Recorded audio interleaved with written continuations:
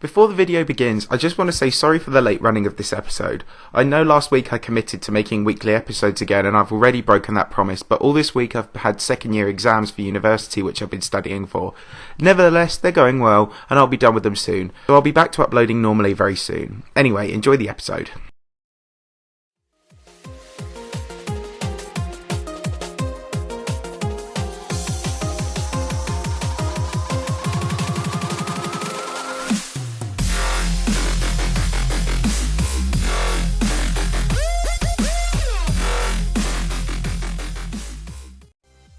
Top story. Arctic Lights, the acclaimed Bloodlust difficulty sequel to Hyperparacosm, has been verified by EndLevel after a month of waiting. Hyperparacosm was a collab 9 Circles level by Virus and the Real Sneaky, which changed up the formula in 9 Circles levels quite dramatically and was set to be verified by Sunix back in February. However, with his lapsing activity in GD, EndLevel was given permission to pre-practice the level while Sunix verified, and when he unexpectedly beat the level, he was given permission to upload it. This caused a lot of controversy, not because of the verifier change but because of how the level was not rated. Hyperparacosm is likely the hardest 9 Circles level ever verified, and at its time before Bloodlust it was top 3 worthy, perhaps on par or just below Gamma. But RobTop failed to rate the level and now, 3 months on, it still remains arguably GD's hardest unrated legitimately verified demon. While this controversy ensued, EndLevel gained the rights to join Virus in building the now much anticipated sequel named Arctic Lights, which was set to be far harder and slightly more developed. EndLevel said he would be verifying and that the level was finished a few weeks ago, though there were rumours of a potential redesign to make it more like Paracosm Crypt, another Extreme Demon 9 Circles project EndLevel was involved in, and rumours that he'd nerfed it down to Death Corridor difficulty, which will remain to be seen. He still managed to get 90% on the level out of the blue yesterday, and today he went one better to verify the level after 1 month of practice and 12,000 attempts. This was a remarkably fast turnaround for such a hard and anticipated sequel, but its rate prospects will be called into question inevitably too. Will RobTop leave this one as well, or if he doesn't, will he rate this and not Hyperparacosm? These are all questions we'll have to wait and find out about, but in the meantime we could just marvel at this excellent achievement. Arctic Lights is out now and you should go and give it a like and rate it Extreme Demon. Also in the news. I know I'm late to the table with this one, but as I said it's due to exams, but last week Wooshi marked arguably his biggest career achievement by verifying Crimson Planet, True Omega's mega collab that is likely to succeed Bloodlust at number 1 on the Demons list despite being only a third of their length. Crimson Planet was a strange level to say the least, having evolved so far from a fairly generic red extreme demon into a much better designed super demon for Wooshi to verify. In January, Wooshi began practicing this and started building it in an attempt to make it harder than Sonic Wave, which was refusing to budge at the summit of the Demons list for some time. However, after some extreme buffs and Plasma Pulse Finale being raised to the top, the attention would turn to how this would stack up against Bloodlust, as sure enough Bloodlust was verified shortly after.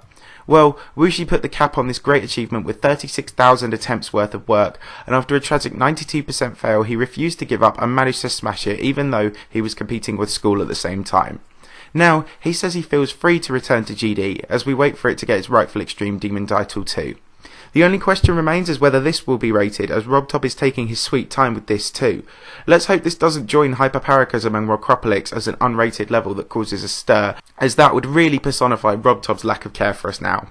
In the meantime, Wooshi is moving on to new challenges, namely Lucid Nightmares, and he will continue realising the potential of many new Extreme Demons which will further go to show his amazing skill in the community, quickly losing all its best players. Crimson Planet is out now and you should go and play it. In other news.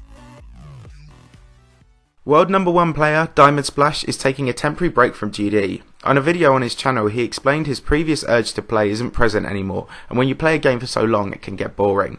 He's claimed he won't be giving up his verification projects and may even return to verify Epsilon, but largely Demons List activity won't be very much from him. He claims the latest he will return is 2.2. This is a really serious issue for GD because Diamond stepping down now marks all 3 of the top 3 players in the world who have either quit or are slowing down. Sunix has claimed he will be posting GD less until he quits to focus on his Osu career, and Scullo has quit the game besides one more project, and now Diamond is taking a break. But they have all stepped back from the game for the same reason. They are bored of this stagnant game and stale community. It really is now or never for RobTop, as 2.2 has taken an unacceptably long time, now outlasting the wait for 2.1. It's been almost a year and a half for both updates, and the Doom-like vibe around the community is stronger than ever.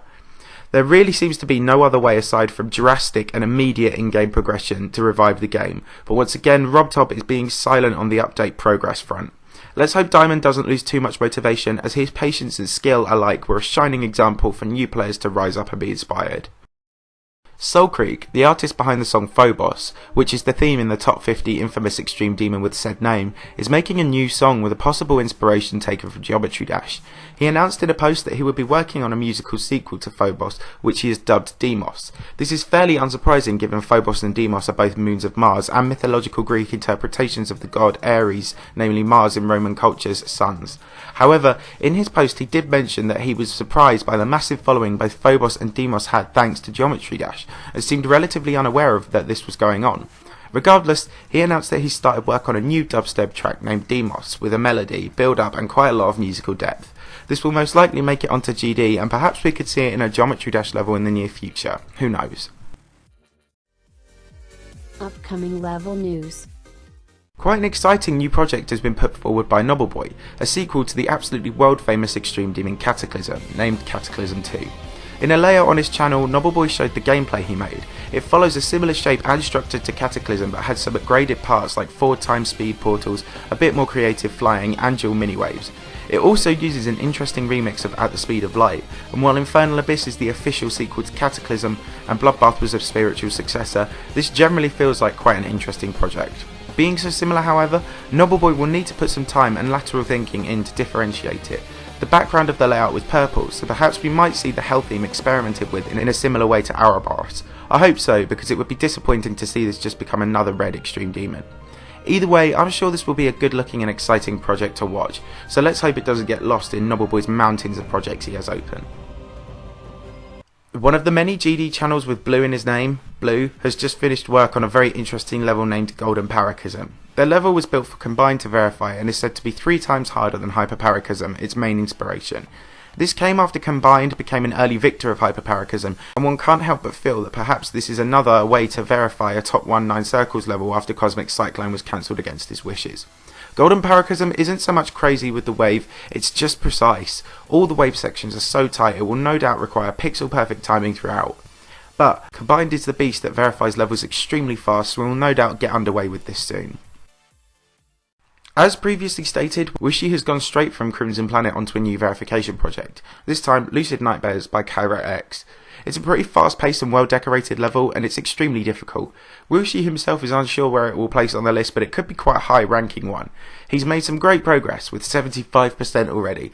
The level is an extremely tough wave and timing challenge with some hard duels, and will no doubt be another big challenge in GD. MindCap has unveiled another mega collab by taking over the hosting of Breakout Redux, to Tactics' next Redux level after Stalemate Redux that he unveiled in January. There seems to be a very negative climate towards MindCap at the moment, which is really unfair, but he and his creating team have done a great job, and this level has benefited hugely because of this. Stalemate Redux was one of the hardest demons ever made at the time it was rated, and Breakout, the original level, was a top 50 demon in itself at the time, so this could be huge. Only time will tell, but it will likely be verified by Zephyl again. Top 50 news. There's not been a lot of major stuff going on recently, but there have been a few new additions here and there. Last week, Paroxysm, Lemons' new Extreme Demon, was placed at 22nd on the list, above Hatred and 2 places below newly added Delta Interface. Further down the list, Envy by Dansman has been upped at 32nd from 40th after a buff date saw it upgraded from its initial Insane Demon rating. Now Durami is a mod, it just seems that RobTop will rate whatever he verifies instantly, with more and more of the top 100 coming to be his verification projects. Elsewhere, Aurora and Betrayal of Fate have been swapped, with Aurora now prevailing. It was instantly moved down by the newly added ATM Marble, a level in 43rd after being verified by Golden. There is a rumour currently going around that Erebus and Yatagarasu are due to be swapped, with Yatagarasu being moved up to 6th, almost a year after it was moved below, but this is all just speculation currently. As for the stats viewer, Diamond is still leading, but who knows how long he's going to last after his break. Wooshi is now acquiring points again in 3rd and will most likely shoot past Scullo and DiamondSplash in the coming weeks.